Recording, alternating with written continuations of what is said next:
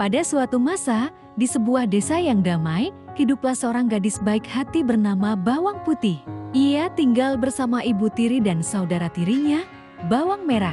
Setiap hari, Bawang Putih mengerjakan semua pekerjaan rumah, mulai dari memasak hingga mencuci pakaian di sungai.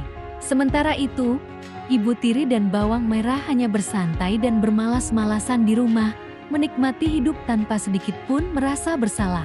Mereka memperlakukan Bawang Putih layaknya seorang pembantu, bukan sebagai bagian dari keluarga.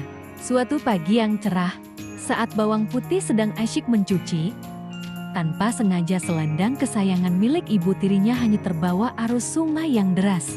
Dengan panik, ia menyusuri tepi sungai untuk mencari selendang tersebut. Pencariannya membawanya ke sebuah gubuk tua di tengah hutan.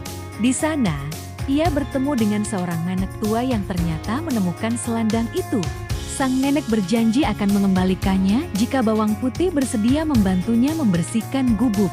Dengan tulus, Bawang Putih pun membantu sang nenek.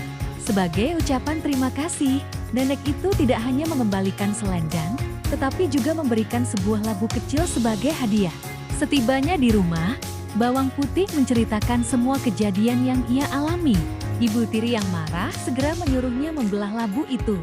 Betapa terkejutnya mereka semua ketika labu kecil itu pecah dan isinya ternyata adalah emas permata yang berkilaan. Melihat kekayaan itu, sifat serakah Bawang Merah dan ibunya langsung muncul. Bawang Merah segera pergi ke sungai, sengaja menghanyutkan selendang, dan mengikuti jejak saudara tirinya hingga bertemu sang nenek. Namun, ia menolak membantu dan bersikap sangat kasar. Dengan serakah, ia langsung memilih labu yang paling besar dan bergegas pulang. Dengan penuh kegembiraan dan keserakahan, Bawang Merah dan ibunya tidak sabar untuk membelah labu raksasa itu, membayangkan emas permata yang jauh lebih banyak. Namun, alangkah terkejutnya mereka ketika labu itu pecah.